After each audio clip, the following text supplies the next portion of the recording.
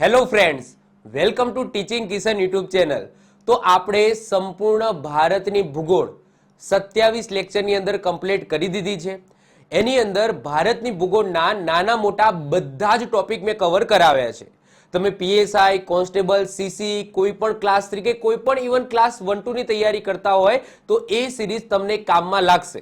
એમાં ઓલમોસ્ટ બધા જ ટોપિક, ઓલમોસ્ટ નહીં બધા જ ટોપિક મેં કવર કરી લીધા છે. તમે જો એક વખત એ સિરીઝ જોઈ લેશો, એના પછી ના તમારે કોઈ બીજા વિડીયો જોવાની જરૂર પડશે, ના ઇવન તમારે બુક વાંચવાની જરૂર પડશે. હા, તમારે જો બુક રાખવી હોય તો એક સાથે બુક રાખી શકો છો વિડીયો જોતા જોતા, પરંતુ આઈ હોપ સો જેટલું પણ એક્ઝામની અંદર પૂછાય છે, પૂછાવાની શક્યતા છે, એ બધી વસ્તુ મેં ભારતની ભૂગોળની અંદર સારી રીતના મેપ દ્વારા ટોટલી સમજાવી છે. તો આઈ હોપ સો તમે 27 લેક્ચર જોઈ લીધા હશે. હવે ભારતની ભૂગોળ પહેલા મેં ગુજરાતની ભૂગોળ પણ કમ્પ્લીટ કરી દીધી છે. એની અંદર મેં 22 લેક્ચર લીધા હતા અને છેલ્લે મેં ઉદ્યોગો ચલાવ્યા હતા. હવે ગુજરાતની ભૂગોળની અંદર એક ટોપિક બાકી રહી ગયો હતો, એ હતું ગુજરાતની સામાજિક ભૂગોળ એટલે કે સોશિયલ જીઓગ્રાફી ઓફ ગુજરાત. એ બાકી રાખ્યો હતો. એ કેમ બાકી રાખ્યો હતો કે મને એમ હતું કે ભાઈ 2024ના એન્ડિંગ સુધી નવા ડેટા આવી જશે, તો એના પછી નવા ડેટા પ્રમાણે હું સામાજિક ભૂગોળ ભણાવીશ. પરંતુ હાલ જે પાર્લામેન્ટની અંદર ડિસ્કશન ચાલે છે, તો હજુ સુધી મને નથી લાગતું કે 2025ની શરૂઆતમાં કે ઇવન 2025ના એન્ડિંગ સુધી પણ આપણી વસ્તી ગણતરી નવી થઈ શકે છે. ક્લિયર? તો મને હજુ સુધી એવા કોઈ ડિસ્કશન કે હજુ કોઈ એવું કોઈ કમિશનર પરફેક્ટલી નીમવામાં કે એવું મને લાગતું નથી. તો મને એવું લાગે છે કે તમારી એક્ઝામ આવશે તો એની અંદર 2011ના ડેટા છે એને જ રેફરન્સ તરીકે લેવામાં આવશે, અને જો ક્વેશ્ચન પૂછાશે તો 2011ની જે વસ્તી ગણતરી થઈ છે એ પ્રમાણે જ ક્વેશ્ચન એમાંથી પૂછાશે. તો આપણે social geography of India totally complete કરી દીધી છે. એટલે કે ભારતની ભૂગોળની અંદર ભારતની સામાજિક ભૂગોળ એટલે કે સોશિયલ જીઓગ્રાફી ઓફ ઇન્ડિયા એનો લેક્ચર આપણે ઓલરેડી બનાવ્યો છે, જેની અંદર ભારતની સામાજિક ભૂગોળની વાત કરી છે. તો આઈ હોપ સો તમે લેક્ચર જોઈ લીધો હશે, ઇન્ડિયન જીઓગ્રાફીનો લેક્ચર નંબર 27. એ ન જોયું હોય તો એ તમે જોઈ લેજો. આની અંદર આપણે ટોટલી ગુજરાતના ડેટાની વાત કરીશું, એટલે કે આપણે સોશિયલ જીઓગ્રાફી ઓફ ગુજરાત જોઈશું. એટલે તમે કહી શકો કે આપણી જે ગુજરાતની જીઓગ્રાફીની સિરીઝ ચાલે છે, જેની અંદર છેલ્લે મેં 22મો લેક્ચર લીધો હતો, તો આ સમજી શકો છો કે ગુજરાતની જીઓગ્રાફીનો 23મો લેક્ચર છે. ક્લિયર? તો આજના લેક્ચરની અંદર આપણે સંપૂર્ણ ગુજરાતની સામાજિક ભૂગોળની વાત કરીશું. એટલે તમારું સંપૂર્ણ એટલે કે ઓલમોસ્ટ તમારી ગુજરાતની ભૂગોળ છે એ પૂરી થઈ જશે. ઓકે, એ પહેલા હું તમને કહી દઉં કે મેં સંપૂર્ણ ભારતની ભૂગોળ અને સંપૂર્ણ ગુજરાતની ભૂગોળ સંપૂર્ણ ફ્રીમાં આપણી યુટ્યુબ ચેનલ ઉપર ચલાવેલી છે. હવે જો તમે મને કંઈક હેલ્પ કરવા માંગતા હોય તો આ બંને ઈ બુક લઈને મને મદદ કરી શકો છો. આ ઈ બુક તમને આજીવન લાઈફ ટાઈમ માટે મળશે એક વખત તમે પેમેન્ટ કરશો તો. આ ઈ બુક છે તમે એપ્લિકેશનની અંદર, તમારા કમ્પ્યુટરની અંદર કે કોઈ તમારા લેપટોપ હોય કે ટેબ્લેટ હોય એની અંદર આજીવન યુઝ કરી શકશો. તમને ઈ બુકની સાથે સાથે ડિજિટલ મેપ પણ પ્રોવાઈડ કરવામાં આવશે. ગુજરાતના જેટલા પણ ડિજિટલ મેપ છે એ પણ પ્રોવાઈડ કરવામાં આવશે લાઈફ ટાઈમ માટે, અને જે ભારતના ડિજિટલ મેપ બનાવેલા છે એ પણ સંપૂર્ણપણે આની સાથે પ્રોવાઈડ કરવામાં આવશે, જેથી તમે તમારી તૈયારી છે એ સારી રીતના મેપના માધ્યમથી કરી શકો. સાથે સાથે જેટલા પણ જીકેની પીડીએફ, જેટલા પણ લેક્ચર આવે છે એ બધી પીડીએફ છે તમને ફ્રીમાં આ કોર્સની અંદર મળશે. તો 249ની અંદર આ બંને બુકો તમને મળી જશે. અત્યારે ઓફરમાં છે તો તમે ઓફરનો લાભ લઈ શકો છો. ઇવન મને કોઈ મદદ કરવા માંગતા હોય તો પણ આ ઈ બુક લઈને મને મદદ કરી શકો છો. તો આ ઈ બુક ક્યાંથી મળશે? તો આપણી એપ્લિકેશનમાંથી મળશે. ડિસ્ક્રિપ્શનમાં લિંક હશે, એ એપ્લિકેશન ડાઉનલોડ કરશો તો એમાં ઈ બુક વાળા સેક્શનની અંદર આ કોમ્બો તમને મળી જશે. ઓકે, તો શરૂઆત કરીએ છીએ ગુજરાતની સોશિયલ જીઓગ્રાફી. તો સૌથી પહેલા આપણે વાત કરીએ ગુજરાત 2011ની જે વસ્તી ગણતરી થઈ હતી એના ડેટા જોઈએ તો એ પ્રમાણે ગુજરાતનું ક્ષેત્રફળ કેટલું બતાવવામાં આવ્યું છે? તો 1,96,024 કિલોમીટર બતાવવામાં આવ્યું છે આ 2011ની વસ્તી ગણતરી પ્રમાણે. હવે જો આ ડેટા અલગ અલગ જગ્યાએ અલગ અલગ પણ હોય છે, એટલે કે આ થોડું વેરિએશન તમને જોવા મળશે, પરંતુ મેં અહીંયા 2011ની વસ્તી ગણતરી પ્રમાણે જે એની અંદર ક્ષેત્રફળ આપેલું છે એ ક્ષેત્રફળ મેં અહીંયા લીધું છે. વિસ્તારની દ્રષ્ટિએ વાત કરીએ તો વિસ્તારની દ્રષ્ટિએ ગુજરાત એ ભારતમાં કયા ક્રમે છે? એરિયાની વાત કરીએ તો એમાં 7મા ક્રમે છે. એટલે કે સૌથી મોટો એરિયા તમે કહી શકો તો એ રાજસ્થાનનો છે. તો એ રીતના જો વાત કરીએ તો કયું સ્ટેટ છે એમાં કેટલો એરિયા છે, કેટલું ચોરસ ક્ષેત્રફળ છે એ કયું સ્ટેટ રાખે છે. તો એ પ્રમાણે જો વાત કરીએ તો ગુજરાત છે એ ભારતમાં 7મા ક્રમે આવે છે. હવે ભારતની ટોટલ ભૂમિ છે એને આપણે 100% ગણી લઈએ તો એમાંથી ગુજરાત પાસે કેટલા ટકા જમીન છે? તો 5.96% જમીન છે. ફરીથી રિપીટ કરું છું, ભારતનું ટોટલ ક્ષેત્રફળ છે, અંદમાન નિકોબાર સાથેનું ક્ષેત્રફળ એટલે કે આઇલેન્ડ સાથેનું ટોટલ ક્ષેત્રફળ છે, એને તમે 100% ગણી લો તો એ 100% માંથી ગુજરાત પાસે કેટલું ભૂમિ છે, કેટલું ક્ષેત્રફળ છે? તો 5.96% ભૂમિ છે. ગુજરાતની કુલ વસ્તી 2011 પ્રમાણેની, આ બધા ડેટા 2011 પ્રમાણેના છે કારણ કે હજુ સુધી નવી વસ્તી ગણતરી નથી થઈ. જ્યારે હું વિડીયો બનાવું છું ત્યારે હું કહી પણ દઉં કે અત્યારે ઓગસ્ટ 2024 ચાલે છે, હું વિડીયો બનાવું છું, 2જી તારીખ છે. તો આના પછી જો વસ્તી ગણતરી થાય છે તો એના પછી તમારે નવા ડેટા છે એ પ્રિફર કરવાના રહેશે. પરંતુ એઝ ઓફ નાવ હજુ સુધી મને નથી લાગતું કે 6 મહિના કે 1 વર્ષ સુધી નવા ડેટા તમારી પાસે આવે. ઓકે, તો ગુજરાતની કુલ વસ્તી 2011 પ્રમાણે 6 કરોડની, અંદાજિત 6 કરોડની આજુબાજુ છે એ દેખાય છે. તો કેટલી છે? 6,03,83,628 પબ્લિક ગુજરાતની છે. ક્યારે? 2011 પ્રમાણેના ડેટા અનુસાર. હવે વાત કરીએ કે ભારતની ટોટલ પોપ્યુલેશન છે એને 100% ગણી લો તો એમાંથી કેટલી વસ્તી એટલે કે કેટલી પોપ્યુલેશન આપણા ગુજરાતમાં છે? તો 4.99%. તો ભારતની કુલ વસ્તીના 4.99% વસ્તી છે એ ગુજરાતની અંદર વસે છે. અને વસ્તીની દ્રષ્ટિએ ગુજરાત એ ભારતમાં કયા નંબરનું સ્થાન ધરાવે છે? તો આન્સર આવશે 10મું સ્થાન ધરાવે છે. એટલે કે સૌથી વધારે પબ્લિક નું જે સ્ટેટનું લિસ્ટ આવે કે ભાઈ પહેલા નંબરે આ સ્ટેટમાં પબ્લિક વધારે છે, બીજા નંબરે આ સ્ટેટમાં, એ રીતના ગુજરાતનો ક્રમ કયો આવે છે? તો 10મો આવે છે. આ યાદ રાખીશું.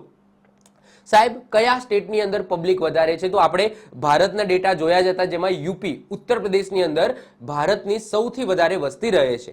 તો એ પ્રમાણે વાત કરીએ તો ગુજરાતનું સ્થાન કયું આવે છે? 10મા નંબરનું આવે છે. હવે એન્થ્રોપોલોજીકલ સર્વે ઓફ ઇન્ડિયા અનુસાર ગુજરાતમાં 70% જે વસ્તી છે ને એ સ્થળાંતરિત કરીને આવેલી છે, એટલે કે બીજી જગ્યાએથી આવીને ગુજરાતની અંદર વસેલી છે. એમાં ગુજરાતમાં સૌ પ્રથમ આવનાર પ્રજા કઈ હતી? આર્ય હતી, જે આગળ જઈને હિન્દુ કહેવાય. તો આ બધા ડેટા છે તમારી પુસ્તકની અંદર આપેલા છે. તો આટલા ડેટા તો ખાસ તમારે યાદ રાખવાના છે. એટલે કે ગુજરાતનું ક્ષેત્રફળ જે બધાને ખબર જ હશે. હવે ગુજરાતના ક્ષેત્રફળના આધારે ભારતની અંદર સ્થાન કયું છે? તો 7મું આવશે. એના પછી ભારતની કુલ ભૂમિના કેટલા ટકા ભૂમિ ગુજરાત પાસે છે? તો 5.96%. એના પછી ગુજરાતની કુલ વસ્તી, તો અંદાજિત યાદ રાખો, પરફેક્ટ ડેટા યાદ રાખવાની જરૂર નથી, 6 કરોડ, એ રીતના તમે યાદ રાખો. ભારતની કુલ વસ્તીના કેટલી વસ્તી એ ગુજરાતમાં વસે છે? તો 4.99%. અને વસ્તીના પ્રમાણે જો રેન્ક આપવામાં આવે સ્ટેટને તો એમાં ગુજરાત છે એ ભારતમાં 10મું સ્થાન ધરાવે છે. તો આ બેઝિક ડેટા તમારા થઈ ગયા. હવે વન બાય વન શું કરીશું? વસ્તી વિતરણ, વસ્તી ગીચતા, એ પ્રમાણે ગુજરાતના ડેટા જોઈશું. તો સૌથી પહેલા વાત કરીએ વસ્તીનું વિતરણ એટલે કે પોપ્યુલેશન ડિસ્ટ્રીબ્યુશન. હવે જો આની અંદર જિલ્લાઓની વાત કરીશું, જ્યારે ભારતની સોશિયલ જીઓગ્રાફી જોતા હતા તો એમાં સ્ટેટ બાય સ્ટેટ આપણે ડેટા જોતા હતા કે કયા સ્ટેટમાં વધુ છે, કયા સ્ટેટમાં ઓછી છે. હવે ગુજરાત પ્રમાણે આપણે સોશિયલ જીઓગ્રાફી જોઈએ છે તો આપણે જિલ્લા જોઈશું કે ભાઈ ગુજરાતની અંદર કયા જિલ્લાની અંદર પોપ્યુલેશન વધારે છે, કયામાં ઓછી છે. ક્લિયર? ચલો, તો વસ્તીનું વિતરણ. તો ગુજરાતની કુલ વસ્તી આગળ આપણે જોઈ ગયા એમ કેટલી છે? અંદાજિત 6 કરોડ છે 2011ના ડેટા પ્રમાણે. એમાંથી પુરુષ અને સ્ત્રીની વાત કરીએ. હવે આ 6 કરોડ જે અંદાજિત વસ્તી છે એમાંથી 3,14,82,282 પુરુષો છે અને સ્ત્રીઓની વાત કરીએ તો 2,89,01,346 સ્ત્રીઓ છે. તો આ જે વસ્તી છે એને આપણે સ્ત્રી અને પુરુષની અંદર ડિવાઈડ કરીને પણ જોઈ લીધું કે આ બધા ડેટા 2011ના છે. ઓકે, 2011ના ડેટા પ્રમાણે પુરુષો આટલા હતા ગુજરાતની અંદર અને સ્ત્રીઓ આટલી હતી. હવે એરિયા વાઇઝ ડિવાઈડ કરીએ. તમને ખબર છે કે ગુજરાતને હંમેશા 3 ભાગની અંદર ડિવાઈડ કરીને ભણવામાં આવે છે: કચ્છ, સૌરાષ્ટ્ર અને તળ ગુજરાત. તો આ જે વસ્તી છે એને આ 3 ભાગની અંદર ડિવાઈડ કરીએ તો કચ્છની અંદર કેટલી વસ્તી છે? તો 6 કરોડમાંથી કચ્છની અંદર 20,90,303 વસ્તી છે. સૌરાષ્ટ્રની અંદર 1,54,34,701 અને તળ ગુજરાતની અંદર, હવે તળ ગુજરાત એરિયા તમને મોટો જ દેખાય છે તો ઓબ્વિયસલી વસ્તી પણ વધારે હશે, તો 4,28,58,614 વસ્તી રહે છે. એટલે કે આ હજુ કહું છું એમ 2011ના ડેટા છે તો કચ્છમાં આટલી પબ્લિક રહેતી હતી, સૌરાષ્ટ્રમાં આટલી પબ્લિક અને તળ ગુજરાતમાં આટલી પબ્લિક રહેતી હતી. હવે ઓબ્વિયસલી આ ડેટા તમારે ગોખવાનો નથી, જસ્ટ તમારી ઇન્ફોર્મેશન માટે છે. હવે વાત કરીએ કે સૌથી વધારે વસ્તી કયા જિલ્લામાં છે અને સૌથી ઓછી વસ્તી કયા જિલ્લામાં છે. તો બધાને ખબર જ છે કે અમદાવાદ ગીચોગીચ છે.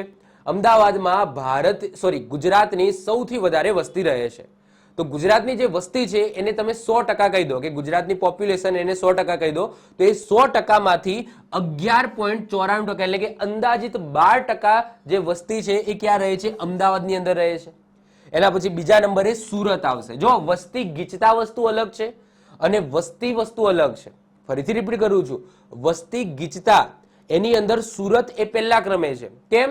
કારણ કે વસ્તી ગીચતા છે એની અંદર એરિયા પણ કન્સિડર કરવામાં આવે છે, એટલે કે કેટલા એરિયાની અંદર કેટલી વસ્તી છે. જ્યારે આની અંદર એરિયાને કઈ લેવા દેવા નથી, કેટલી પબ્લિક રહે છે કયા જિલ્લાની અંદર એનાથી મતલબ છે. ક્લિયર? જેમ કે ભારતની ભૂગોળની અંદર આપણે વાત કરી હતી કે ભાઈ જો ખાલી ને ખાલી વસ્તીની વાત કરીએ કે કયા રાજ્યની અંદર કેટલી વસ્તી છે તો એમાં યુપી પહેલા નંબરે આવે છે. પરંતુ વાત થાય વસ્તી ગીચતા તો વસ્તી ગીચતાની અંદર એરિયાને કન્સિડર કરવામાં આવે છે કે એરિયા પ્રમાણે વસ્તી કેટલી રહે છે તો એને વસ્તી ગીચતા વસ્તી ઘનતા કહેવામાં આવે. તો એમાં બિહાર પહેલા ક્રમે હતું.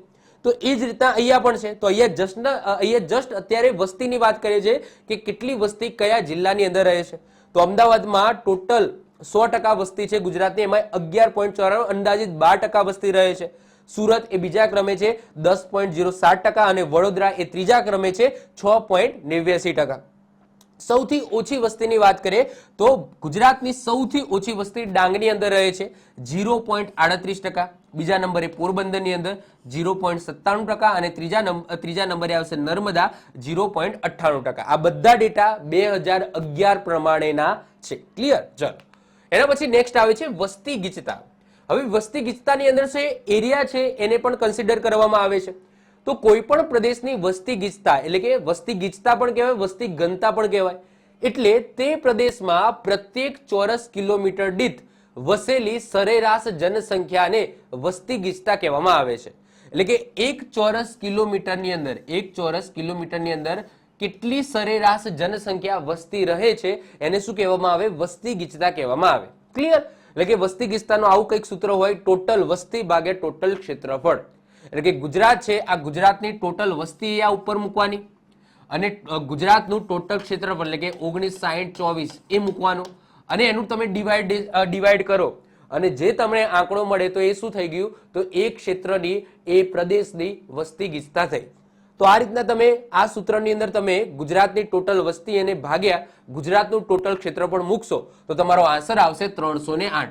તો 2011 પ્રમાણે ગુજરાતની વસ્તી ગીચતા અથવા તો વસ્તી ઘનતા કેટલી છે? 308 છે. યાદ રાખજો, મોસ્ટ આઈએમપી ક્વેશ્ચન છે. અને વસ્તી ગીચતા પ્રમાણે જો વાત કરવામાં આવે તો ગુજરાતનો ભારતમાં ક્રમ કયો છે? 21મો છે. ક્લિયર? વસ્તી ગીચતા પ્રમાણે. ક્લિયર? વસ્તી ગીચતા કઈ રીતના થાય તમને આઈડિયા આવી જ ગયો હશે. એરિયા પ્રમાણે કેટલી અંદર વસ્તી રહે છે. ઓકે, તો એને વસ્તી ગીચતા કહેવામાં આવે. જો એ પ્રમાણે વાત કરીએ તો ગુજરાતનો ભારતમાં ક્રમ કયો છે?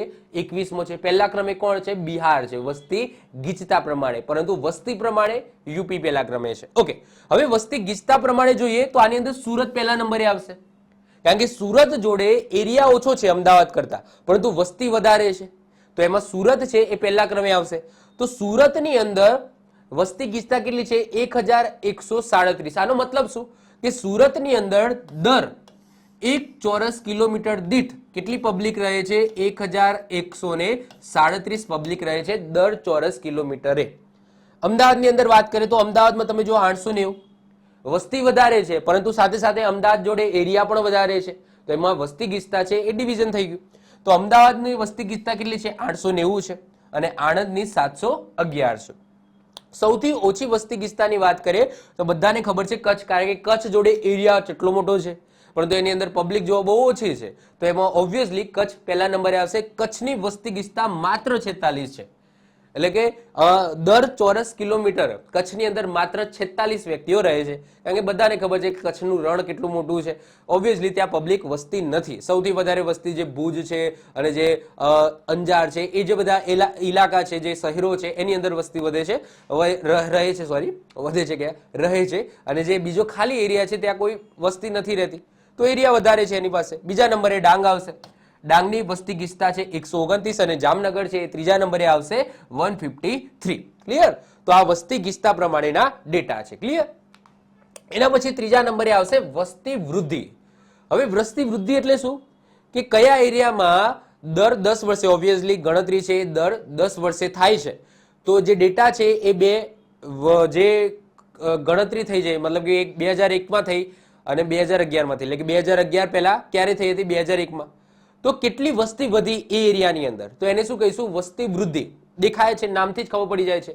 તો વસ્તીમાં વધુ કે ઓછા થયેલા ફેરફારને જો ટકાવારીમાં બતાવવામાં આવે તો એને શું કહેવામાં આવે? વસ્તી વૃદ્ધિ દર કહેવામાં આવે. હવે વસ્તી વૃદ્ધિ દર તો ઓબ્વિયસલી એમાં ડિફરન્સ લેવો જ પડશે કે ભાઈ કેટલી પબ્લિક વધી, તો એ ક્યારે મળશે? જ્યારે તમે ડિફરન્સ લેશો કે આ વસ્તી ગણતરી અને એના પહેલા થયેલી વસ્તી ગણતરી, જો એનો ડિફરન્સ લેશો તો જ તમને વસ્તી વૃદ્ધિ દર મળશે.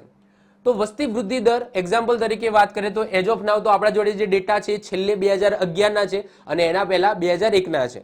તો 2011 ની વસ્તી ગણતરી અને 2001 ની વસ્તી ગણતરી ભાગ્યા 2001 ની, કારણ કે આપણે આને બેઝ તરીકે લઈશું, ઓબ્વિયસલી 2001 ને બેઝ તરીકે લઈશું, તો ભાગ્યા 2001 ની વસ્તી ગણતરી. તો આ પ્રમાણે જો વાત કરીએ તો ગુજરાતનો 2001 થી લઈને 2011 નો વસ્તી વૃદ્ધિ દર કેટલો રહ્યો છે? 19.17% રહ્યો છે. એનો મતલબ શું? એનો મતલબ એ કે 2001 ની અંદર જેટલી પબ્લિક હતી એનાથી 19.17% પબ્લિક 2011 સુધી વધી ગઈ. આનો મતલબ શું કે 2001માં જેટલી પબ્લિક હતી એને 100% તમે કહી દો, 100%, તો એ 100% એમાંથી 19.17% એટલી પબ્લિક વધી, એની અંદર ઉમેરાઈ 2011 સુધી. તો આને શું કહેવાય? વસ્તી વૃદ્ધિ દર કહેવામાં આવે. તો કેટલી પબ્લિક વધી? તો 19.17% પબ્લિક વધી 2001 થી લઈને 2011 સુધી ગુજરાતની અંદર. વાત કરીએ આપણે જિલ્લા પ્રમાણે. જિલ્લા પ્રમાણે વાત કરીએ તો સૌથી વધારે વસ્તી વૃદ્ધિ દર ક્યાં જોવા મળ્યો? કયા જિલ્લામાં જોવા મળ્યો? તો સુરતની અંદર જોવા મળ્યો. સુરતમાં 42.19% પબ્લિક વધી છે 2001 થી લઈને 2011 સુધી. કચ્છની અંદર 32.20%. ઓબ્વિયસલી ફાળો કોને જશે? તો જે પબ્લિક છે એ ફાળો એને જ જશે કે કચ્છ રણોત્સવ જે શરૂ કરવામાં આવ્યું છે એનાથી જે એરિયા જે પહેલા કહેતો તો પડતર પડી રહેતો હતો એનો પણ હવે યુઝ થયો છે અને ત્યાં રોજગારી વધી છે, અને રોજગારી વધવાના કારણે જો જ્યાં રોજગારી હશે ત્યાં પબ્લિક વધારે હશે, તો એના કારણે કચ્છની અંદર પબ્લિક વધી છે. અને દાહોદ છે એ ત્રીજા ક્રમે છે, 29.95% વસ્તી વૃદ્ધિ દર જોવા મળ્યો છે. સૌથી ઓછો વસ્તી વૃદ્ધિ દર કયા જિલ્લામાં જોવા મળ્યો છે? તો નવસારી પહેલા ક્રમે છે, માત્ર 8.24%. બીજા નંબરે અમરેલી છે 8.59%, અને ત્રીજા નંબરે અહીંયા અમરેલી નથી, પોરબંદર છે. ઓકે, પોરબંદરમાં કેટલી વધી છે? 9.17%. તો સૌથી વધારે વસ્તી વૃદ્ધિ દર કયા જિલ્લામાં જોવા મળ્યો છે? સુરતની અંદર. અને સૌથી ઓછો વસ્તી વૃદ્ધિ દર કયા જિલ્લામાં જોવા મળ્યો છે? નવસારીની અંદર. એ જ રીતના જો શહેર અને ગ્રામીણની વાત કરીએ તો ગામડાની અંદર વસ્તી વૃદ્ધિ દર ગુજરાતની અંદર 9.3% જોવા મળ્યો છે, જ્યારે શહેરની અંદર વસ્તી વૃદ્ધિ દર છે એ 35.83% જોવા મળ્યો છે. ઓબ્વિયસલી આ તો તમને સમજી શકો છો કે શહેરની અંદર વસ્તી વધવાની છે, ધીમે ધીમે ગામડું છોડીને હવે પબ્લિક છે એ શહેર તરફ જાય છે. તો શહેરની અંદર વસ્તી વૃદ્ધિ દર 35.83% વધ્યો છે, જ્યારે ગામડાની અંદર 9.3% વધ્યો છે. તો આ થઈ ગયો તમારો વસ્તી વૃદ્ધિ દર એટલે કે પોપ્યુલેશન ગ્રોથ રેટ. એના પછી નેક્સ્ટ આવે છે જાતિ પ્રમાણ. જાતિ પ્રમાણ છે એ કઈ રીતના કાઢવામાં આવે? તો 1000 પુરુષો દીઠ મહિલાઓ કેટલી છે તો એને શું કહેવામાં આવે? જાતિ પ્રમાણ કહેવામાં આવે છે. એટલે કે કોઈક એરિયા છે, એ એરિયાની અંદર 1000 પુરુષો દીઠ કેટલી મહિલાઓ છે તો એને શું કહીશું? કે એ એરિયાનું જાતિ પ્રમાણ કહીશું. તો જાતિ પ્રમાણ એટલે શું? કે પ્રતિ 1000 પુરુષોએ સ્ત્રીઓની સંખ્યાને જાતિ પ્રમાણ કહેવામાં આવે છે. કઈ રીતના નીકળે? તો જાતિ પ્રમાણ બરાબર એ એરિયાની કુલ સ્ત્રીઓ ભાગ્યા એ એરિયાના કુલ પુરુષો ગુણ્યા 1000. એટલે કે જાતિ પ્રમાણ છે એની અંદર બેઝ તરીકે 1000 લેવામાં આવે છે કે 1000 પુરુષોએ કેટલી સ્ત્રીઓ છે. તો 2011 પ્રમાણે ગુજરાતનું જાતિ પ્રમાણ કેટલું હતું? તો યાદ રાખજો 919. એટલે કે ગુજરાતની અંદર 1000 પુરુષો દીઠ મહિલાઓ કેટલી હતી? 919. 1000 પુરુષો છે તો એની સામે મહિલાઓ કેટલી છે? 919. 2011 ના ડેટા પ્રમાણેની વાત થઈ રહી છે. હવે જો એના પાછળની જે વસ્તી ગણતરી છે એટલે કે 2001 ની વાત કરીએ તો 2001 માં ગુજરાતનું જાતિ પ્રમાણ કેટલું હતું? 920 હતું. તો 920 માંથી 919 થયો, એટલે કે કઈ વધારે ખાસ ફરક પડ્યો નથી, પરંતુ જોવા જઈએ તો આમ મોટો ફરક છે. ક્લિયર? પરંતુ બહુ જાજો એટલો મોટો કોઈ ડિફરન્સ આવ્યો નથી. 920 છે એ 919 છે. ઓકે, વાત કરીએ આમ કે સૌથી વધુ જાતિ પ્રમાણ કયા જિલ્લાની અંદર છે અને સૌથી ઓછું જાતિ પ્રમાણ કયા જિલ્લામાં છે. તો સૌથી વધારે જાતિ પ્રમાણ કયા જિલ્લામાં છે? તાપીની અંદર. તો તાપીની અંદર પુરુષો કરતા મહિલાઓની સંખ્યા વધારે છે, એટલે કે 1000 પુરુષોની સામે કેટલી સ્ત્રીઓ છે? 1007 સ્ત્રીઓ છે. બીજા નંબરે ડાંગ છે. ડાંગની અંદર 1000 પુરુષોએ સામે કેટલી સ્ત્રીઓ છે? 1006 છે. અને દાહોદની અંદર 1000 પુરુષોની સામે કેટલી સ્ત્રીઓ છે? 990 છે. એ જ રીતના વાત કરીએ સૌથી ઓછા જાતિ પ્રમાણ ધરાવતા જિલ્લા 2011 પ્રમાણે, તો એની અંદર સુરત છે. તો સુરત તમે જોવો કે 1000 પુરુષો દીઠ મહિલાઓની સંખ્યા માત્ર 787 છે. 2011 ના ડેટા છે. અમદાવાદ એ બીજા ક્રમે છે, 1000 પુરુષો દીઠ મહિલાઓની સંખ્યા 904 છે. અને ત્રીજા નંબરે કચ્છ છે, 1000 પુરુષો દીઠ મહિલાઓ માત્ર 908 છે. તો આ થઈ ગઈ સૌથી વધુ જાતિ પ્રમાણ અને સૌથી ઓછું જાતિ પ્રમાણ પ્રમાણે જિલ્લા. વાત કરીએ શહેરોની, તો શહેરોમાં અને ગામડાની કે એમાં જાતિ પ્રમાણમાં કઈ રીતના હોય છે. તો તમે જોઈ શકો છો કે શહેર છે, આ શહેર એટલે આમ એજ્યુકેટેડ પીપલ તરીકે ઓળખવામાં આવે. ગામડા એટલે કે જેમાં ઓછા એજ્યુકેટેડ પીપલ હોય, પરંતુ એની અંદર જાતિ પ્રમાણ જુઓ અને શહેરની અંદર જુઓ, તો હવે કહો કે કયામાં એજ્યુકેટેડ હશે અને કયામાં ઓછા એજ્યુકેટેડ. તો એ તમે જુઓ ગામડાની અંદર 949 છે, એટલે કે 1000 પુરુષો દીઠ ગામડાની અંદર મહિલાઓ 949 છે. જ્યારે શહેરની અંદર તમે જોશો કે 1000 પુરુષો દીઠ મહિલાઓ માત્ર 880 છે. ક્લિયર? તો ક્યાં એજ્યુકેશનની જરૂર છે તમને દેખાય જ છે. ઓકે, તો તાપી, ડાંગ અને દાહોદ જેમાં સૌથી વધારે જાતિ પ્રમાણ જોવા મળશે, જ્યારે સુરત, અમદાવાદ, કચ્છ જ્યાં તમને સૌથી ઓછું જાતિ પ્રમાણ જોવા મળશે. એટલે કે જ્યાં તમે જોઈ શકો છો જ્યાં વધારે શહેરીકરણ થયું છે ત્યાં જાતિ પ્રમાણ ઘટ્યું છે, એટલે કે સ્ત્રીઓની સંખ્યા ઘટી છે. જ્યારે તમે ગામડાના એરિયામાં તમે જોશો તો ત્યાં જાતિ પ્રમાણ છે કેવું દેખાશે. તમે જો ડાંગની અંદર વસ્તી ગીચતા નથી. ડાંગ છે એ આપણે ગામડાની અંદર કન્સિડર કરી શકીએ છીએ. અમુક જંગલ વિસ્તાર તમે મેક્સિમમ તમને જંગલ વિસ્તાર જોવા મળશે, સાપુતારા ને બધો એરિયા, તો ત્યાં તમે જાતિ પ્રમાણ જોઈ શકો છો 1006 છે, એટલે કે 1000 પુરુષો દીઠ મહિલાઓ 6 વધારે છે. ઓકે, તો એ તમે જોઈ શકો છો કે જ્યાં શહેરીકરણ થયું છે ત્યાં તમને જાતિ પ્રમાણ ઓછું જોવા મળશે. ઓકે, એના પછી નેક્સ્ટ વાત કરીએ શિશુ લિંગ પ્રમાણ. હવે જો જ્યારે મેં ભારતની સોશિયલ જીઓગ્રાફી ચલાવી હતી ને ત્યારે શિશુ લિંગ પ્રમાણ નહોતું ચલાવ્યું. મતલબ કે એક ટોપિક છે નાનો એવો તમે કહી શકો એ રહી ગયો હતો, પરંતુ આની અંદર મેં લખી દીધું છે. જો ભારતનું શિશુ લિંગ પ્રમાણ કેટલું છે? 918 છે.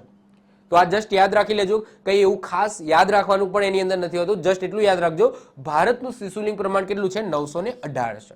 જ્યારે ગુજરાતનું જાતિ લિંગ પ્રમાણ, સોરી જાતિ ક્યાં અહીંયા આવશે, શિશુ લિંગ પ્રમાણ કેટલું છે? 890 છે. હવે આ શિશુ લિંગ પ્રમાણ શું છે? તો જાતિ પ્રમાણ છે, જાતિ પ્રમાણની અંદર એલ્ડર્સ, પુરુષ, સ્ત્રીઓ એ બધું કન્સિડર કરી દેવામાં આવે છે. જ્યારે શિશુ લિંગ પ્રમાણ એટલે નાના બાળકોની અહીંયા વાત થાય છે કે કેટલા બાળકો છે અને કેટલી બાળકીઓ છે. તો એમાં બાળકો કયા વર્ષ સુધી ગણીશું? તો 0 થી 6 વર્ષના. તો 0 થી 6 વર્ષની આયુ ધરાવતા પ્રતિ 1000 બાળકોએ કેટલી બાળકીઓ છે? તો એને શું કહેવામાં આવે? શિશુ લિંગ પ્રમાણ કહેવામાં આવે છે. કારણ કે અમુક વખતે શું થાય છે, અત્યારે તો જો કે બહુ ઓછું થઈ ગયું છે, પરંતુ પહેલા જો બાળકી જન્મે તો એને દૂધ પીતી કરી દેવામાં આવે, બાળકીઓને મારી નાખવામાં આવતી હતી. એટલે કે આ શિશુ લિંગ પ્રમાણ એટલા માટે મૂકવામાં આવે છે કે ભાઈ એટલીસ્ટ 0 થી 6 વર્ષ સુધી કેટલા બાળકો અને કેટલી બાળકીઓ છે. ક્લિયર?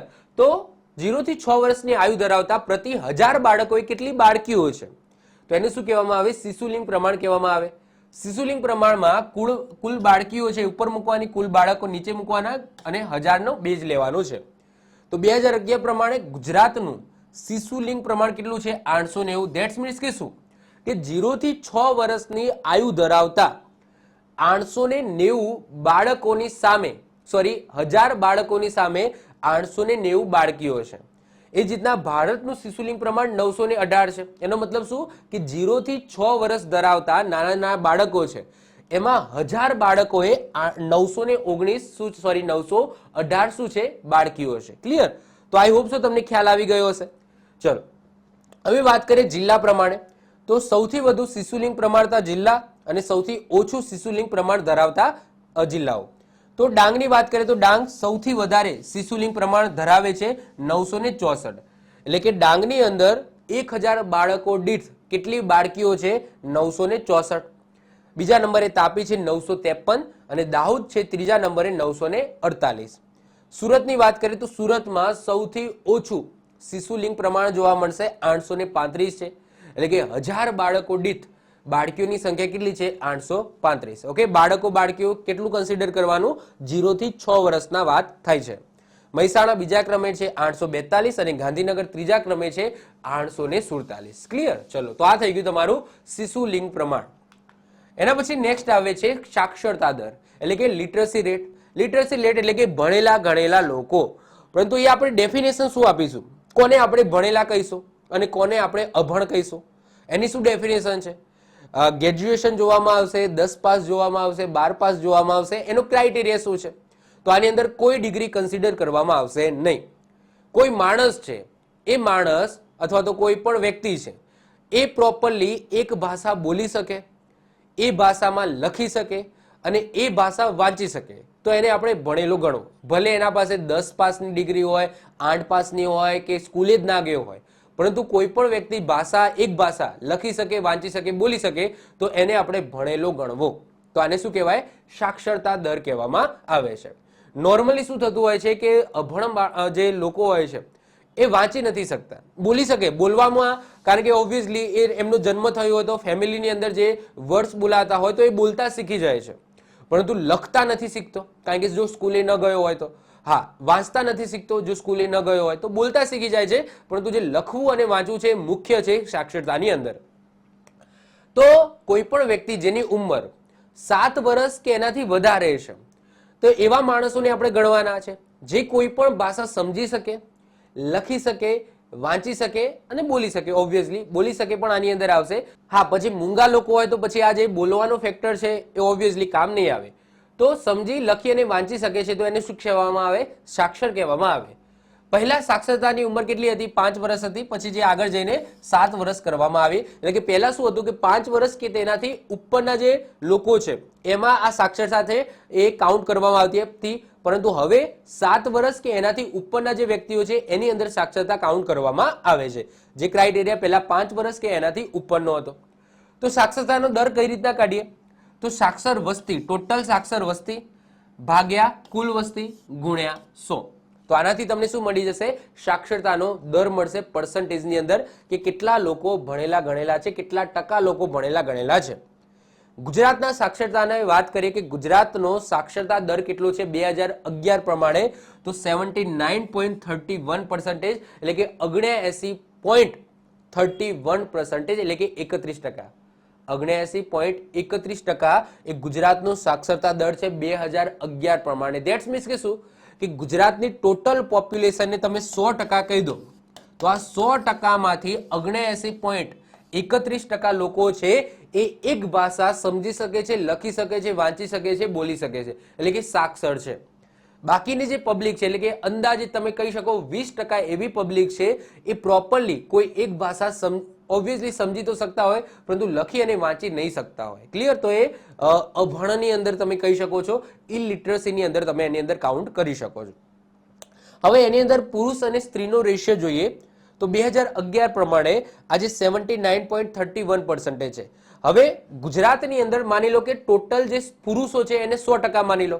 ગુજરાતની અંદર જેટલા પણ પુરુષો છે, માત્ર પુરુષો, એને 100% ગણી લો તો એ 100% પુરુષોમાંથી 87.23% પુરુષો છે એ ભણેલા હતા 2011 પ્રમાણે. અને સ્ત્રીઓની વાત કરીએ તો ગુજરાતમાં ટોટલ જેટલી પણ સ્ત્રીઓ છે એને 100% ગણી લો તો એમાંથી 70.73% જે સ્ત્રીઓ છે એ લિટરસ એટલે કે સાક્ષર હતી. લિટરસી તમે કહી શકો અથવા તો literate people. Okay, literate that's means કે ભણેલા ગણેલા લોકો. ઓકે, તો 70.73% જે સ્ત્રીઓ છે 100%માંથી એ ભણેલી ગણેલી હતી 2011 ના ડેટા પ્રમાણે. તો ગુજરાતનો ટોટલ સાક્ષરતા દર યાદ રાખીશું, સાથે સાથે પુરુષ અને સ્ત્રીનો પણ યાદ રાખીશું. હવે વાત કરીએ જિલ્લા પ્રમાણે તો સૌથી વધુ સાક્ષર જિલ્લો તમે કહી શકો અને સૌથી ઓછો સાક્ષર જિલ્લો તો એ કયા કયા છે? તો સૌથી વધારે સાક્ષરતા તમને સુરતની અંદર જોવા મળશે 85.5%, એટલે કે સુરતની અંદર જેટલી પણ પબ્લિક રહે છે એને 100% ગણી લો તો એમાંથી 85.5% પબ્લિક એ ભણેલી ગણેલી છે, સાક્ષર છે. બીજા નંબરે અમદાવાદ છે 85.3% અને ત્રીજા નંબરે આણંદ છે 84.4%. અને ઓછી સાક્ષરતાવાળા જિલ્લાની વાત કરીએ તો એમાં પહેલા નંબરે દાહોદ છે માત્ર 58.8%, એટલે કે 40% તમે અંદાજિત કહી શકો કે પબ્લિક એ સાક્ષર નથી. બીજા નંબરે બનાસકાંઠા છે 65.3% અને ત્રીજા નંબરે છે તાપી 68.3%. તો દાહોદ, બનાસકાંઠા અને તાપી. તો પહેલા નંબરે દાહોદ છે, સૌથી ઓછી લિટરસી રેટ છે 58.8%. બીજા નંબરે બનાસકાંઠા છે 65.3%, ત્રીજા નંબરે તાપી છે 68.3%. ક્લિયર? ચલો એના પછી સ્ત્રી કે પુરુષમાં સાક્ષરતા વાઇઝ જો જિલ્લાની વાત કરીએ કે કયા જિલ્લાની અંદર સ્ત્રીઓ વધારે સાક્ષર છે, કયા જિલ્લાની અંદર પુરુષો વધારે સાક્ષર છે, એની વાત કરીએ તો સૌથી વધારે પુરુષ સાક્ષરતા એ કયા જિલ્લામાં છે? ગાંધીનગર. જો અહીંયા જે વાત થઈ છે ને એ ઓવરઓલ વાત થઈ છે, એટલે કે સુરતની અંદર સ્ત્રીઓ અને પુરુષો બંને ભેગા થઈને ટોટલ લિટરસી રેટ કેટલો છે? 85.5%. હવે સ્ત્રીઓ અને પુરુષો એના અલગ સાક્ષરતા રેટ કાઢવામાં આવે તો એમાં જો વાત કરીએ તો સૌથી વધારે પુરુષ સાક્ષર એ કયા જિલ્લામાં છે? ગાંધીનગરની અંદર છે 92%. એના પછી સૌથી ઓછા પુરુષ સાક્ષરતા રેટ એ ક્યાં છે? તો દાહોદમાં છે માત્ર 70%. એના પછી સ્ત્રીઓની વાત કરીએ તો સૌથી વધારે સ્ત્રી સાક્ષરતા રેટ કયા જિલ્લામાં છે? સુરતની અંદર 80.4% અને સૌથી ઓછી સ્ત્રી સાક્ષરતા દર એ તમને ક્યાં જોવા મળશે? દાહોદની અંદર 47.6%. તો આ પુરુષો અને સ્ત્રીની અંદર અલગ અલગ જિલ્લા પ્રમાણે એની સાક્ષરતા અહીંયા મૂકેલી છે, એટલે કે સૌથી વધારે પુરુષ સાક્ષરતા ક્યાં છે, સૌથી ઓછી પુરુષ સાક્ષરતા ક્યાં છે, સૌથી વધારે સ્ત્રી સાક્ષરતા ક્યાં છે અને સૌથી ઓછી સ્ત્રી સાક્ષરતા ક્યાં છે. અને જે ઉપરનું જે કોષ્ટક છે એ ઓવરઓલ છે, સ્ત્રી પ્લસ પુરુષોની વાત થઈ રહી છે. ક્લિયર?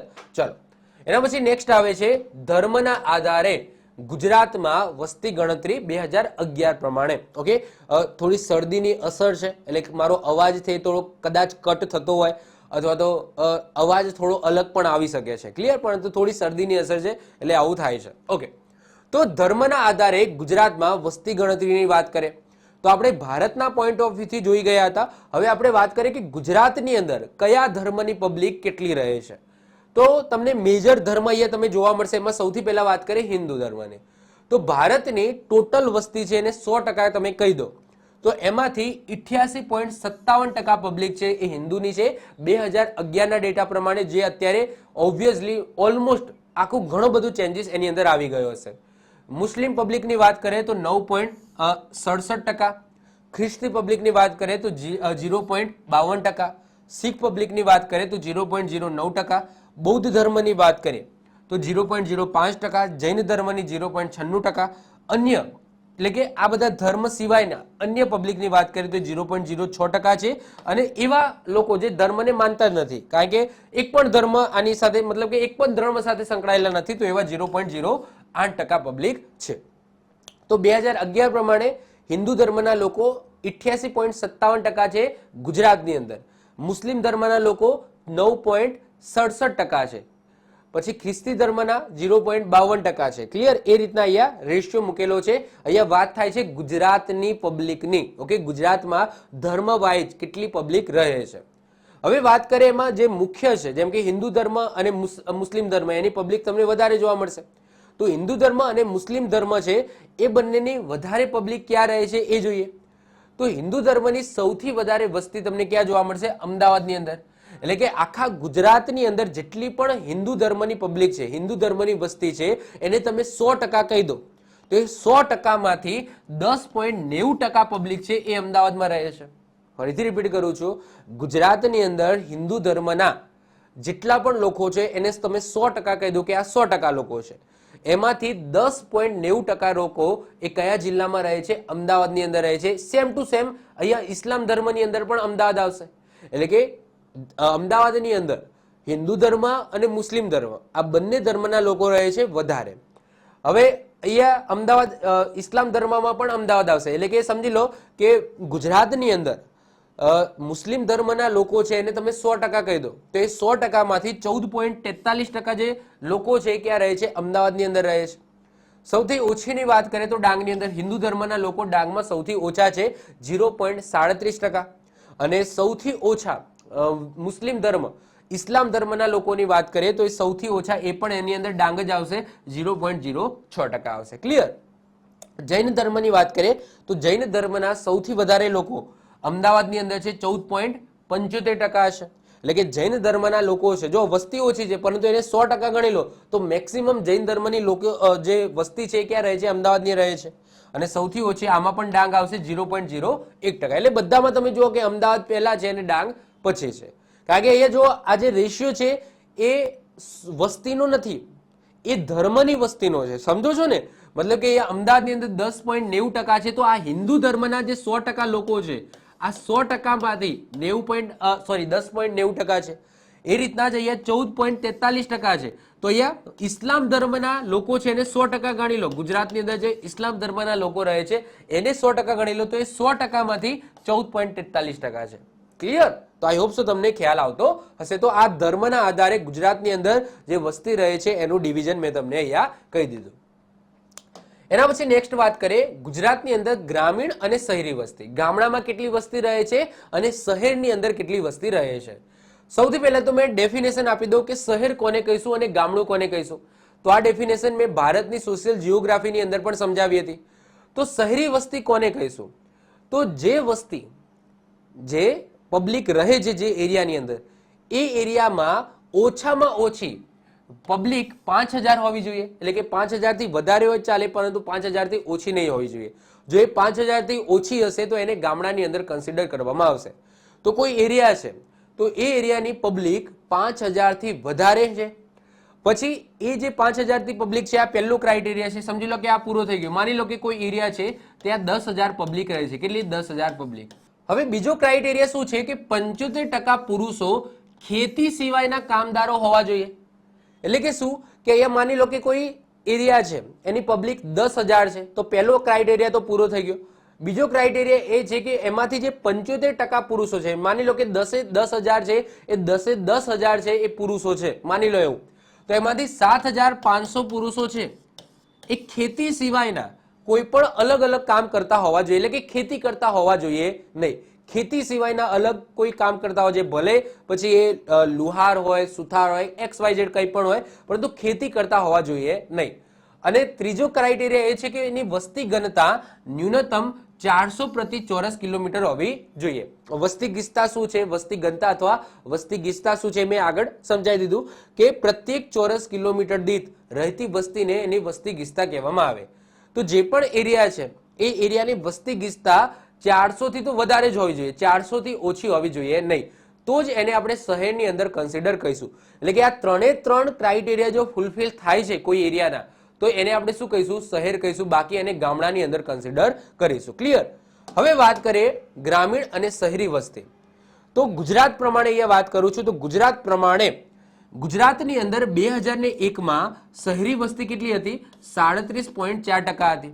જે 2011માં વધીને કેટલી થઈ ગઈ? 42.58%. કારણ કે તમને ખબર હશે કે ગામડામાંથી પબ્લિક શહેરમાં જશે, બહુ ઓછા લોકો હશે જે શહેરમાંથી ગામડામાં પાછા જશે. તો 2001માં શહેરી વસ્તી 37.4% હતી જે વધીને 2011માં 42.58% થઈ ગઈ. તો કેટલી વધી? તો 5.18% વધી. એ રીતના ગ્રામીણ વસ્તીની વાત કરીએ તો 2001માં ગુજરાતની અંદર ગ્રામીણ વસ્તી હતી 62.6%, જે ઓબ્વિયસલી ઘટવાની છે સમયાંતરે. હજુ પણ 2024માં જે નવા ડેટા આવશે તો આનાથી પણ ઘટેલા હશે. તો 62.6% હતી એ 2011માં 57.4% થઈ ગઈ. કેટલો ઘટાડો થયો? તો 5.2%નો ઘટાડો થયો છે. ઓકે, હવે વાત કરીએ કે સૌથી વધારે શહેરી વસ્તી કયા જિલ્લામાં છે અને સૌથી ઓછી શહેરી વસ્તી કયા જિલ્લામાં છે. ઓકે, આ સાક્ષરતા નથી, અહીંયા શહેરી અને ગ્રામીણ વસ્તીની વાત થઈ રહી છે. તો સૌથી વધારે શહેરી વસ્તી તમને ક્યાં જોવા મળશે? ઓબ્વિયસલી અમદાવાદમાં જોવા મળશે. અને સૌથી ઓછી શહેરી વસ્તી તમને ક્યાં જોવા મળશે? દાહોદની અંદર જોવા મળશે. એટલે કે દાહોદની અંદર જે પબ્લિક છે એ મેક્સિમમ ગામડાની અંદર રહે છે, જ્યારે અમદાવાદની અંદર, અમદાવાદ તો આખું શહેર જ જેવું છે, અમદાવાદની અંદર જે પબ્લિક રહે છે એ મેક્સિમમ ક્યાં રહે છે? શહેરની અંદર રહે છે. ક્લિયર? ચાલો એના પછી નેક્સ્ટ વાત કરીએ ગુજરાતની અંદર જાતીય અને જનજાતીય અનુસૂચિત જાતિ જેને આપણે એસસી કહીએ છીએ, શિડ્યુલ કાસ્ટ કહીએ છીએ, અને અનુસૂચિત જનજાતિ જેને આપણે શિડ્યુલ ટ્રાઇબ એસટી કહીએ છીએ.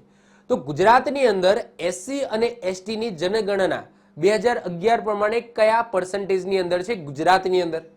તો 2011ની વસ્તી ગણતરી પ્રમાણે ગુજરાતમાં કુલ શિડ્યુલ કાસ્ટ અને શિડ્યુલ ટ્રાઇબ એટલે કે અનુસૂચિત જાતિ અને અનુસૂચિત જનજાતિની સંખ્યા ગુજરાતની કુલ જનસંખ્યાના 21.5% છે. આગળ આપણે ભારતની જે સોશિયલ જીઓગ્રાફી જોયું હતું તેની અંદર આપણે વાત કરી હતી તો એની અંદર 25% હતી. એટલે કે ભારતની અંદર ટોટલ પોપ્યુલેશન છે એને તમે 100% કહી દો તો એ 100% માંથી 25% પબ્લિક એસસી પ્લસ એસટી ની છે. એ જ રીતના ગુજરાતની ટોટલ પોપ્યુલેશન છે એને તમે 100% કહી દો કે ભાઈ ગુજરાતની ટોટલ પોપ્યુલેશન એ 100%, તો એ 100% માંથી એસસી પ્લસ એસટી ની પબ્લિક કેટલી છે તો 21.5%. કેટલી છે? 21.5%. હવે આનું પણ એસસી અને એસટી માં ડિવિઝન પાડીએ તો 21.5% માંથી એસસી ની પબ્લિક એટલે કે અનુસૂચિત જાતિની પબ્લિક 6.7% છે અને અનુસૂચિત જનજાતિની પબ્લિક 14.8% છે. એટલે કે શિડ્યુલ ટ્રાઇબ છે એ તમને વધારે જોવા મળશે. તો ઓવરઓલ વાત કરીએ ગુજરાતની અંદર તો 21.5%, એમાં એસસી અને એસટી ને અલગ અલગ તારવીએ તો એસસી ની પબ્લિક છે એ 6.7%, એટલે કે ગુજરાતની પબ્લિક એને 100% કહી દો તો એમાંથી એસસી ની પબ્લિક 6.7% છે અને એસટી ની પબ્લિક છે એ 14.8% છે. ગુજરાતમાં ભારતની કુલ એસસી ની 2% વસ્તી રહે છે અને કુલ એસટી ની 8.6% પબ્લિક રહે છે. એટલે કે ભારતની જે પોપ્યુલેશન છે ભારતમાં સમજી લો કે જેટલી પણ એસસી ની પબ્લિક રહે છે એને 100% માની લો. ભારતની અંદર જેટલી પણ એસસી એટલે કે અનુસૂચિત જાતિની વસ્તી રહે છે એને 100% કહી દો તો એ 100% માંથી 2% પબ્લિક છે ને એ આપણા ગુજરાતમાં છે. એ જ રીતના આખા ભારતની અંદર જેટલી પણ એસટી ની પબ્લિક રહે છે, અનુસૂચિત જનજાતિની પબ્લિક રહે છે એને 100% કહી દો તો એ 100% માંથી ગુજરાતમાં 8.6% વસ્તી રહે છે. ક્લિયર? તો અહીંયા ભારતના પોઈન્ટ ઓફ વ્યૂ થી વાત કરીએ તો ગુજરાતમાં એસસી છે એ 2% છે, ભારતમાં 100% છે તો એમાંથી 2% આપણા ગુજરાતમાં છે એસસી, અને ભારતમાં એસટી ની પબ્લિક 100% છે તો એમાંથી 8.6% છે એ આપણા ગુજરાતની અંદર છે. ક્લિયર? ચલો એના પછી વાત કરીએ કે ક્યાં સૌથી વધારે અને સૌથી ઓછી એસસી અને એસટી ની પબ્લિક રહે છે. તો સૌથી વધારે એસસી એટલે કે અનુસૂચિત જાતિની વસ્તી છે તમને ક્યાં જોવા મળશે? કચ્છની અંદર જોવા મળશે. અને સૌથી ઓછી અનુસૂચિત જાતિની પબ્લિક છે તમને ક્યાં જોવા મળશે? ડાંગની અંદર જોવા મળશે. હવે ડાંગની અંદર એસસી ની પબ્લિક ઓછી છે તો ઓબ્વિયસલી શેની પબ્લિક વધારે હશે? એસટી ની. તો સૌથી વધારે એસટી ની વસ્તી ક્યાં જોવા મળશે? ડાંગમાં, કારણ કે ત્યાં એસસી ની પબ્લિક ઓછી છે તો સામે એસટી ઓબ્વિયસલી વધારે છે. સૌથી વધુ એસટી ની વસ્તી તમને ક્યાં જોવા મળશે? સોરી, સૌથી ઓછી એસટી ની પબ્લિક ક્યાં જોવા મળશે? તો ભાવનગરની અંદર જોવા મળશે. તો જસ્ટ આટલો ડેટા યાદ રાખજો કે ગુજરાતની અંદર સૌથી વધારે શિડ્યુલ કાસ્ટ એટલે કે અનુસૂચિત જાતિની પબ્લિક છે એ તમને કચ્છમાં જોવા મળશે. સૌથી ઓછી અનુસૂચિત જાતિની પબ્લિક છે એ તમને ડાંગમાં જોવા મળશે. સૌથી વધુ અનુસૂચિત જનજાતિની પબ્લિક છે એ તમને ડાંગમાં જોવા મળશે અને સૌથી ઓછી અનુસૂચિત જનજાતિની પબ્લિક છે એ તમને ભાવનગરની અંદર જોવા મળશે. તો આ ડેટા તમારે યાદ રાખવાનો છે. એના પછી નેક્સ્ટ વાત કરીએ બાળ મૃત્યુ દર. બાળ મૃત્યુ દર એટલે કોને કહીશું આપણે? તો 1 વર્ષથી ઓછી ઉંમરના મૃતક બાળકો ભાગ્યા એ જ વર્ષમાં ટોટલ જન્મેલા જીવિત બાળકો ગુણ્યા 1000. એટલે કે 1000 1 વર્ષથી, જુઓ અહીંયા ક્રાઇટેરિયા શું છે? 1 વર્ષથી ઓછી વયના જે બાળકો છે એટલે કે 1 વર્ષ પાર કરી દે તો પછી એને નહીં ગણવાનું. અહીંયા વાત થાય છે કે 1 વર્ષ છે, આ 1 વર્ષથી ઓછી વયના બાળકો જે મૃત્યુ પામે છે એનો દર અહીંયા બતાવવામાં આવ્યો છે. તો 1 વર્ષથી ઓછી મૃતકો ઓકે પાછા જીવિત અને એ 1000. તો અહીંયા જે બેઝ છે એ 1000 લેવામાં આવ્યો છે. તો અહીંયા શું છે એ હું તમને કહી દઉં છું. તો વર્ષ 2011 પ્રમાણે ગુજરાતનો બાળ મૃત્યુ દર કેટલો હતો? 41.40% હતો. એનો મતલબ શું? એટલે કે માની લો કે કોઈ એક વર્ષની અંદર 1000 બાળકો જન્મે છે, 1000 બાળકો, જેમાંથી 41.40% બાળકો છે એ મૃત્યુ પામે છે 1 વર્ષની અંદર. ફરીથી રિપીટ કરું છું. આ શું કહેવા માંગે છે સમજો કે 2011માં ગુજરાતનો બાળ મૃત્યુ દર કેટલો હતો? 41.40% હતો. તો આ એવું કહેવા માંગે છે કે 2011ના વર્ષની અંદર ઓકે, અથવા તો જે આગળ જે સાલ ગયા એની અંદર, એટલે કે 10 વર્ષની અંદર તમે કન્સિડર કરી શકો છો, અથવા તો આ જે નીતિ આયોગ દ્વારા જે રિપોર્ટ બહાર પાડવામાં આવ્યો છે તો એમાં એરિયા એ વર્ષનો જે ગેપ છે લખેલો હશે. તો 2011 પ્રમાણે ગુજરાતની અંદર દર 1000 જીવિત બાળકો જે જન્મ લે છે એમાંથી 41.40% જે બાળકો છે એ 1 વર્ષની અંદર જ મૃત્યુ પામે છે. આ એવું કહેવા માંગે છે, જે ઓબ્વિયસલી 2013માં એનો ઘટાડો થયો છે, માત્ર 36 થઈ ગયો છે. તો આ સારી બાબત કહેવાય કે આપણો બાળ મૃત્યુ દર છે એ ઘટ્યો છે, 41.40 માંથી 36 થયો છે. તો અત્યારે હાલ 2013 પ્રમાણે વાત કરીએ તો 1000 બાળકો જન્મ લે છે તો એ 1000 બાળકોમાંથી માત્ર 36 બાળકો છે એ મૃત્યુ પામે છે 1 વર્ષની અંદર અંદર. ક્લિયર? તો એને બાળ મૃત્યુ દર કહેવામાં આવે છે. એ જ રીતના માતા મૃત્યુ દર આવે છે, એટલે કે પ્રસૂતિના કારણે, એટલે કે બાળકના જન્મ સમયે જે માતાઓનું મૃત્યુ થાય છે તો એમના દરની વાત થઈ છે. તો પ્રસૂતિના કારણે માતાઓનો કુલ મૃત્યુઆંક ભાગ્યા જીવિત બાળકોની સંખ્યા ગુણ્યા 1 લાખ. તો આ જે માતા મૃત્યુ દર છે એ 1 લાખનો બેઝ લઈને ગણવામાં આવે છે.